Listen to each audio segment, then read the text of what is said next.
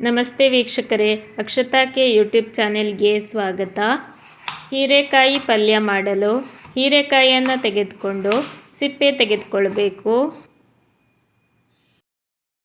ಇಲ್ಲಿ ಇವತ್ತು ಒಂದು ದೊಡ್ಡ ಹೀರೆಕಾಯಿಯನ್ನು ಉಪಯೋಗಿಸಿ ಪಲ್ಯ ಮಾಡ್ತಾ ಇರೋದು.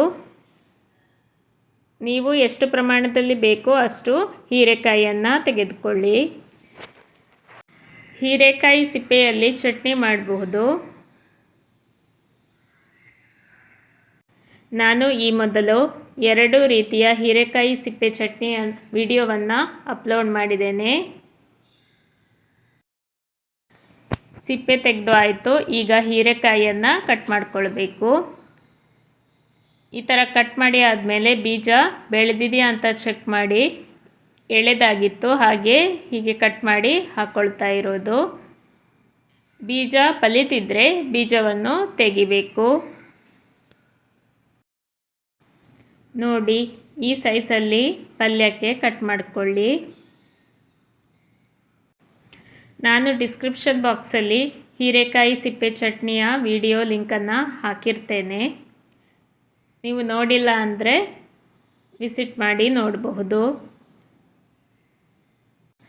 ಹೀರೆಕಾಯಿ ಕೂಟು ವಿಡಿಯೋವನ್ನು ಕೂಡ ಚಾನಲಲ್ಲಿ ಅಪ್ಲೋಡ್ ಮಾಡಿದ್ದೆ. ಅದರ ಲಿಂಕನ್ನು ಕೂಡ ಹಾಕಿರ್ತೇನೆ ಡಿಸ್ಕ್ರಿಪ್ಷನ್ ಬಾಕ್ಸಲ್ಲಿ. ಹೀರೆಕಾಯಿ ಒಂದು ಒಳ್ಳೆಯ ತರಕಾರಿ. ಇದರಲ್ಲಿ ಯಾವುದೇ ಪಾರ್ಟನ್ನು ಬಿಸಾಡಬೇಕು ಅಂತ ಇಲ್ಲ. ಹೀರೆಕಾಯಿ ಸಾಂಬಾರು, ಹೀರೆಕಾಯಿ ಕೂಟು, ಹೀರೆಕಾಯಿ ಚಟ್ನಿ ಎಲ್ಲ ಮಾಡಬಹುದು. ಈ ಥರ ನೀಟಾಗಿ ಕಟ್ ಮಾಡಿಕೊಳ್ಳಿ. ನೀವು ಅಕ್ಷತಾ ಕೆ ಯೂಟ್ಯೂಬ್ ಚಾನೆಲನ್ನು ಹೊಸದಾಗಿ ನೋಡ್ತಾ ಇದ್ದರೆ ದಯವಿಟ್ಟು ಸಬ್ಸ್ಕ್ರೈಬ್ ಮಾಡಿಕೊಳ್ಳಿ.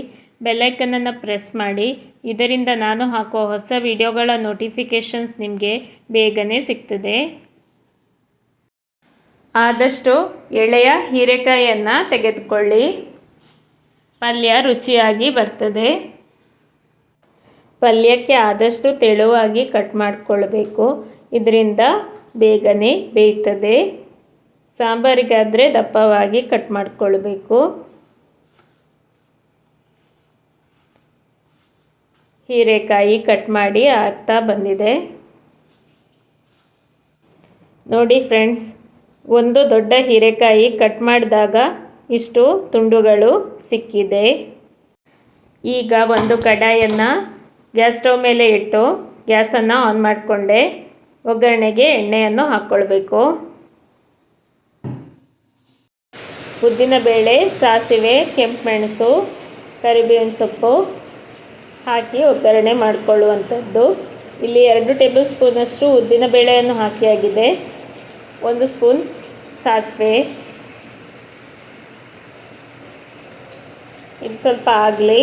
ಆಮೇಲೆ ಕೆಂಪು ಮೆಣಸನ್ನು ಹಾಕ್ಕೊಳ್ಬೇಕು.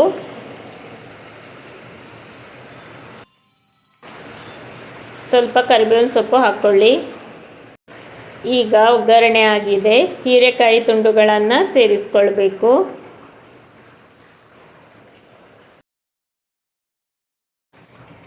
ಈಗ ಅರ್ಧ ಸ್ಪೂನಷ್ಟು ಅರಿಶಿನ ಪುಡಿ ಮತ್ತು ರುಚಿಗೆ ತಕ್ಕಷ್ಟು ಉಪ್ಪನ್ನು ಸೇರಿಸ್ಕೊಳ್ಬೇಕು.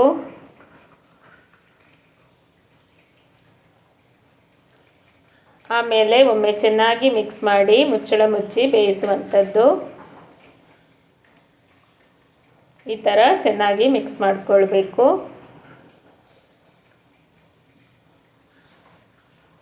ಬೇಕಿದ್ದಲ್ಲಿ ಸ್ವಲ್ಪ ನೀರನ್ನು ಹಾಕ್ಕೊಳ್ಬಹುದು.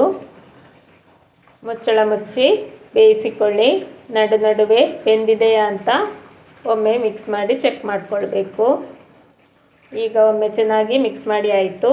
ಇನ್ನು ಮುಚ್ಚಳ ಮುಚ್ಚಿ ಬೇಯಿಸುವಂಥದ್ದು ಈ ಥರ. ಈಗ ಒಮ್ಮೆ ಚೆಕ್ ಮಾಡ್ತೇನೆ ಎಷ್ಟು ಬೆಂದಿದೆ ಅಂತ.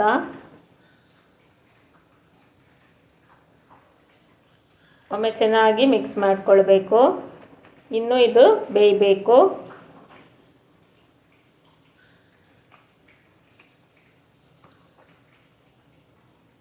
ನೀರು ಬಿಡ್ತಾ ಇದೆ ನೋಡಿ.